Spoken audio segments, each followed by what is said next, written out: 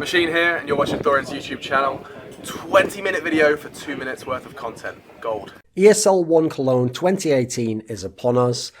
It's, for my money, outside of the majors, it's contender for, if not the best event in the entire calendar for Counter-Strike. I actually think the big problem right now is that, yes, if an event has major attached to it, it has to be more important. It has to be more significant to win because it's the major. The majors are the world championships. They're the grand slams. They're the ones that everyone's going to remember that you've got to have on your resume, and they're the most important tournaments. But take aside for the major label, and I actually think ESL One Cologne might be the best event of the year. It has all the factors in terms of talent, location, crowd, arena, timing of the year that it's held, the kind of talent list that they're able to get in terms of the teams that attend, as well as people who are cast in the event.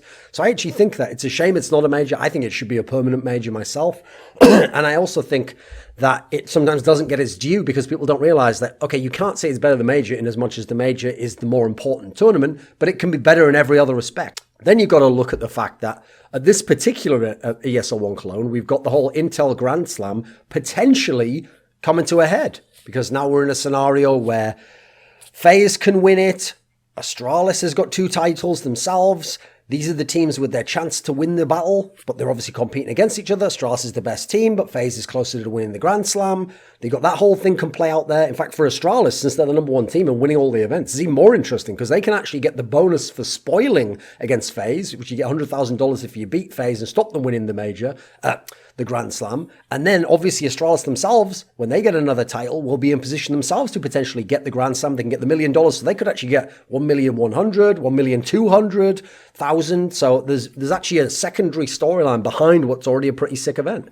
So to break down the event, I'm going to go team by team, starting at the top, and I'm going to start initially with a bracket I'm calling champions. So these are the teams that realistically have a chance to win the tournament. Now, I'm not going to do it like S tier or #1, #2, #3 overall, because realistically, the only team that actually is the S tier and the definite to potentially win the event is Astralis. Now, the thing is, Astralis is a team that is so good in every other respect. Amazing map pool, fantastic consistency from their players, probably the best team play in the world, amazing tactics right now, including their utility usage. Device has gotten to a very high level again. Magisk is playing fabulously. Their own in-game leader, Glaive's having games where he looks like one of the best fragging in-game leaders we've ever seen in CSGO, especially for a tactical in-game leader.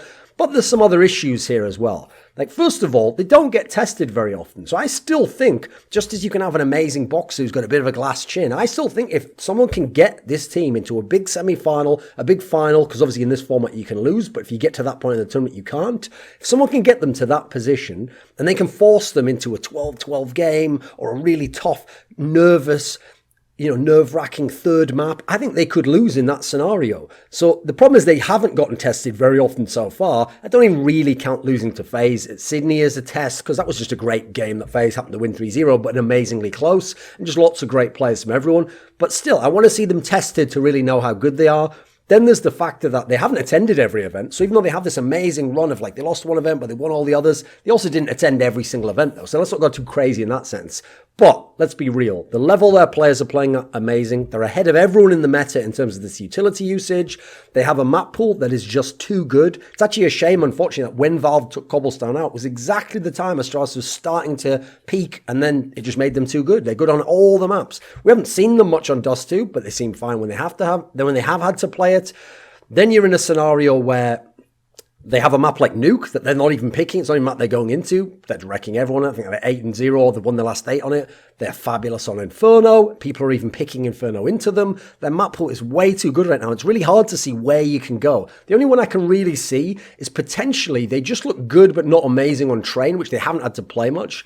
So if you play Train and you force Train, I think some teams could have a chance. The big problem so far is that most teams don't do it. I could see Faze potentially doing it. I hope Mousesports is going to, but most teams don't. Mousesports try Inferno against them. So at the moment, no one's really even fully forced the weaker ends of their map pool, and they're not that weak, to be honest. I also am waiting for a LAN to come along where one of those players just has an okay tournament like Magisk, or Glaive doesn't have those massive games, or Device is amazing, but then maybe someone else isn't as good overall for the whole event, or God forbid a Device has a bad tournament. then I could see that happening. The problem is, this tournament, the other teams all don't look in prime form. They don't all have their real rosters. The format, I think, is too good for Astralis to lose outright here, unless it's in the semis or the final. I think they're going to get out their group easily enough. Even if they lose in the group, they can still make it on from there. There's not many teams in a best-of-3 series can actually beat them, especially because of the map pool, especially because of all the other factors. So they are close to a lock to win the tournament. But you've got 2 other teams you have to at least consider could win the event. First of all, it's got to be Faze. Now, yes, they still got Chromin, still got a stand-in, but you know what? If there's ever an in-game leader and a group of players that could manage and work with a stand-in, it's obviously this team. Karrigan's style is that loose style anyway. He knows how to use a makeshift player. You've seen him do it in the past when he had Jacob and Keo coming in and out of the lineup. When he lost AZ and instantly got Nico, became amazing already. He came into the Faze team initially and turned that around instantly, like the very next day, to be a team that could make it to the playoffs of a tournament. This is a guy who can work with makeshift lineups and can make things happen very, very quickly. And now he's actually had Chromin at least more than one event. So now we're in a scenario where the firepower for the team, especially when Chromin was playing decently, which I wouldn't necessarily bank on, is pretty sick still. You still got to look at Nico and Guardian, and Rain hasn't been close to what he was last year, but he's still a pretty solid player if he's going to be your 3rd player. And if Chromin can add anything, this is still one of the teams with more firepower than most squads in the world. So then you've got to add, they've got great players. They've got players who could be the solo carry of a team themselves. Nico, Guardian. They've got a fantastic in-game leader in Karrigan. So they've got factors that go in their favour and give them a very good chance to win. Crucially as well, people look at Astralis and notice, right, Cobble went and then suddenly they're too good. Faze have that knock-on effect as well. That's why I actually think, even though I consider the teams with the stand-ins inferior to the all-off lineup, they've in some senses been as good at times or looked very good still, partly because the map pools helped them, because they'd already started to focus on cash so much when they were the all-off. Well, that's a map that most teams aren't enjoying that much in the map pool, but aren't always directly vetoing. So they've got cash they can go into. There's no cobblestone, so no more threat, no more worries in the map pool. They can go all over the place at the moment. The last team I think you've got to mention as potential champions, it's got to be Navi, because first of all, they've got Simple, the best player in the world, maybe the best player to ever play Counter-Strike, and the most all-around best player as well, who can dominate every aspect of the game. So he very likely may end up being the MVP of this tournament, win or lose, and he's going to give them a shot to win the tournament. But crucially, first of all, with having Simple, it's given them time to figure out their map pool. All of a sudden, they've got a half-decent map pool. You know, they go Inferno, Mirage, Overpass. They can play Train if they're forced to. Suddenly, they've been able to play Nuke when people push them onto it. Sure, they're not going to play Cash. It's not going to be something they're going to want to do. You look elsewhere. Dust 2, it didn't work out when they played it against the Poles in China, but I still think if they played it some more, they could be half decent on it. You just saw that Zeus's calling style fell apart entirely on that one. So overall, I think solid enough map pool, especially against the current crop of teams where a lot of them don't have a real lineup. Then you've also got Electronic, for a sidekick, he's doing a fabulous job. He's doing a really consistent job. He's putting up really good numbers. He's worked himself into the lineup. So now you've got a really nice duo of stars. Then finally, you've got to look at the fact that they're still, to some degree, a hungry team because they have the best player, because they're always in every match, because they know at any moment he can take over the game. So I don't actually think that they've tapped out and kind of completely plateaued in the way that teams like Fnatic, teams like Mouse have over the last few months. With that said, I also don't see much ceiling to the team. I don't think they can go that much further. And I think as other teams add more players, get their real lineups sorted out, fix things, I think they gradually will start to fall down the rankings. And it is largely Simple's godlike play that's keeping them so high up the rankings and making them so relevant instead of just being like a good 6th best team. So now let's look at the contenders. So for the contenders, these are the teams, so it's not confusing, who are like, they can play with these squads that I just said who are going to be champions. They could maybe even beat some of them if it's the right matchup, the right maps, but they're probably not going to win, and they're just going to potentially contend for the title, but I wouldn't bet on them to win. So there's 2 teams I've got here. I'm going to go Mouse Sports first of all. Now, yes, it's a big issue for me that they've lost Sticko, because first of all, even though Snacks is a better player in terms of objectively, without roles, better player than Sticko, right now he's not in great form. We don't really know what sort of role he'd even fit in, because in Virtus Pro, he didn't really seem to have his role set ever since he fucked up his own game being the in-game leader. Seems like he might have had motivation and attitude issues. Sticko had none of those factors. And you've got to add in, you're breaking up the chemistry. That 5-man Mouse lineup, yes, they'd peaked. Yes, they weren't going to win massive Tier 1 events with Faze and Astralis and Navi. All these teams in attendance, sure. Yes, the fact that their map pool is a bit played out now was starting to be a problem, and they couldn't really go much further. but they were still a very good team. They were still a team overachieving. They were still a team meeting basically all their potential. So I think taking out Sticko could, even not, regardless of Sticko's level of play, just fuck up the chemistry and throw off one of those young stars. So that's one of the issues I have with this squad. Outside chance, of course, maybe Snax goes wild. Maybe it's his first tournament. Maybe he has a couple of games that are big and that can do something. Okay, that could do some. I wouldn't bet on it, put it that way. Then you've got to look at, as I said, alluded to at their map pool. One of the things that made them really good before was everyone had a depleted map pool. This is before Cobblestone went out. And they were so good on Mirage. And then they were decent enough on Inferno when you forced it on them. And then they had Train if they needed to play a bit of that. The problem with this team, and obviously they had Nuke, which was a threat, but everyone just banned it against them because they didn't want to have to play it. The big problem they have right now starts with what used to be their best map. They used to be not only the best on Mirage for themselves, used to be arguably the best team in the world. I still personally thought Faze with Olaf, if he'd be in the lineup, was the best, but they didn't have Olaf most of this period I'm talking about. As fabulous as they were, they have fallen off massively on that map. Teams now know how to play against them. They don't have anything sort of revolutionary and new on it. Chris J still has to do a lot on the terrorist side to get them in entry scenarios once they get late in games. They've really lost a lot of maps on that. And so I actually think the big mistake is still thinking Mirage is your strength. You should be going into Train now. Train is a fabulous map for you. Yes, it rides a lot on Oscar's AWP, but he's tended to be able to do it. He's been very consistent on that map, and they've had a lot of big wins over really good teams on that. So that's what I think they need to shift to. Let's see if they do. And if they do, that gives them an outside shot against Astralis. Admittedly, having Snax in the lineup might counteract that overall, but I think that's a path to getting some wins against some of these other really good teams, quite frankly, as we've seen against Navi. Then you've got to add in, as scary as their nuke once was, people aren't that scared anymore. Navi's absolutely willing to play it on it. Astralis would love to play them on it. Faze would probably even agree to play them on it in some scenarios. Maybe not, actually, that'd probably be their veto. But Faze certainly, at least in theory, could play it. I don't think they like it that much. Standing issue might be a problem. Too many teams right now, I think, would be willing to play them on it overall. Team Liquid probably would. And so I don't think they've got a whole lot of advantages in the map pool. They don't have the best players. They have some very good players in their stars. They don't have the best player or the best overall firepower. I'd still give firepower edge to teams like Faze. Perhaps a slight advantage to Astralis. I think team play actually makes up for a lot and makes those players look more skilled than perhaps they are. So for Mouz, it's a little bit played out. The last team I have in the Contenders one has got to be Team Liquid. The problem they have straight up initially is the whole age, nerves thing. They have one of the youngest teams in the game. They tend to fall apart in big scenarios late in tournaments. That's why they haven't won any tournaments, even though they've had many close maps, and they are giving Astralis close maps. That's one of their problems. Then you've got to look at the fact that what even puts them in that scenario? Well, they have amazing firepower. Their trio of stars, fabulous players, even Nitro for an in-game leader, pretty good fragger. In terms of someone who can use an AWP as a secondary AWPer, as a primary AWPer even sometimes, not bad. Taco's bringing that veteran savvy. This is a pretty solid squad. It's a very good team. It's got nice potential still, but even what it's got at the moment is very good. Still waiting on someone to develop if they want to go to the next level. But another issue I have, a qualm about this team, is their map pool also I'm a little bit suspect of. They can play on a lot of the maps because of the talent they have, because they have good coaching, but they relied a lot on Inferno over this last 9 months to a year. That was a map that was always there and it was very important for them. And that's a map you've seen some key losses on. You've seen them a little bit mentally broken on. And then when they go to the other maps, Mirage, Train, they're very good, but which map are they the best in the world on? Can't really say any right now, right? Especially with Cobblestone gone. So I see the map pool potentially being a problem for them if they want to make a top 2, top 4 finish here. Now, the other teams we're going to talk about are the dark horses. And these are the squads where, you know what, they're not going to win the tournament. They're probably not going to place top 4. But they've got an outside shot at the latter, if not the former. So let's start. We're going to go right ahead and say G2.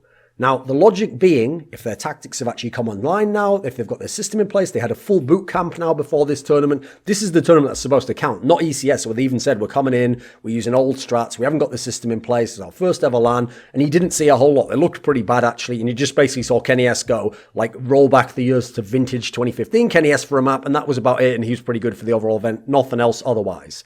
Now, maybe we can see some half-decent play from some of them. Maybe we can see some decent tactics around them. So if the tactics come online, I think with this depleted field, even though they're some of the best teams in the world, just where their scene's at, I think they absolutely could be a cheeky shot for top 6. Maybe more if they get more out of the squad, but obviously you can't predict that right now. The big factor here, if they want, doesn't matter how many tactics you have, yes, you've got Kenny S. Kenny S can always do what he wants to do. It's what's going to happen with Shocks. Shox has to become a star player. A lot is on his back, not just because of the fact he needs to put the frags up, but he's a guy who's going to win clutches for you, who's going to make big plays for you, going to be a playmaker in a squad that, quite frankly, doesn't have that many playmakers. So they've got the tactical game, hopefully, and they've got Kenny S as an amazing solo carry, but they need that playmaker in Shox if they want to have any extra dynamic to the squad. Then you've got to go 2 more teams, MiBR. So, yes, they're a team that if you look how long they've had this lineup now and how many tournaments they've been to, they have almost conclusively shown they do not win, cannot win, and seemingly have no clue how to win with this 5-man lineup. It just doesn't fit together. They don't get any of the old advantages they used to have of being super clutch all the time and being in the right positions and making plays off each other. Even players like coldzera and Fur don't show up at the same time. Fallen's been largely insignificant at most of the tournaments they've been at. Stewie's been good but very disconnected from the squad. And Bolts has massively struggled, being forced into some of the tackle roles and being sort of the odd man out who's supposed to have been kicked or removed from the lineup, quite frankly.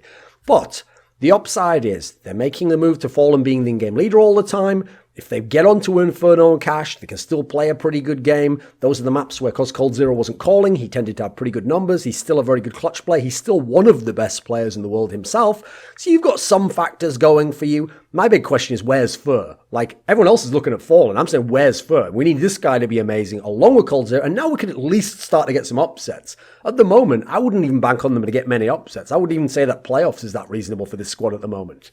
Last team in the Dark Horse category, it's going to be Fnatic, and I'm going to say that largely just out of credit for what they did this year and how good some of their players, a couple of them, Crims obviously, has been this year, a couple of them have been in past years, and then the fact that adding Exist, I think overall is going to make the team worse, but he does bring his own mentality. He himself can be a decent enough player, especially in deep scenarios where other people are getting nervous. He's not going to get that, sure. He's not going to be a great fragger, though. They have still got Crims, who is still a very, very good player and a very good all-around player. And they've got a whole bunch of veterans. They don't lack for veterancy and for experience in this squad. And maybe they can use that against some of these teams that have stand-ins and who aren't in that great a scenario. Still, with that said, first tournament that exists, so I wouldn't expect too much overall. Right, the last 2 categories, we're going to go also rans. So these are teams which are at the event, but they're just going to be playing at the event. They're not going to do a whole lot. You shouldn't expect a whole lot. So we've got, let me see, 5 teams here. We've got Cloud9. So Cloud9's using Sticko as a stand-in. He's not going to be mouse spots for this one. I don't know that that can bring much because I feel like even though he's actually not a terrible player, if he's not put in a support role, he hasn't got time to do any of that sort of shit. I don't know what they're going to do with him in this squad. They already are working with a new in-game leader scenario, so I guess they're going to just play a Poggy style. I don't expect him to do a whole lot. I don't really see what maps they're going to get wins on. They have some okay players, but like Rush hasn't played very well. Tarek's gone off the boil. Automatic's still a pretty decent player. Skadoodle just coming back into the lineup. Like, what's he been all about? Hasn't done a lot for a long time now. 1.5 years, 2 years, except the major, basically. So I'd have to say, don't see a whole lot of firepower. Don't see a map. Don't really see any logic as to why they'd do anything. So they're just an also-ran for me. Similar scenario for Nip. They're just a messy squad at the moment. Sure, they've got some solid players. Map pool is absolute shit. They've basically got Overpass. Maybe they can play some Mirage.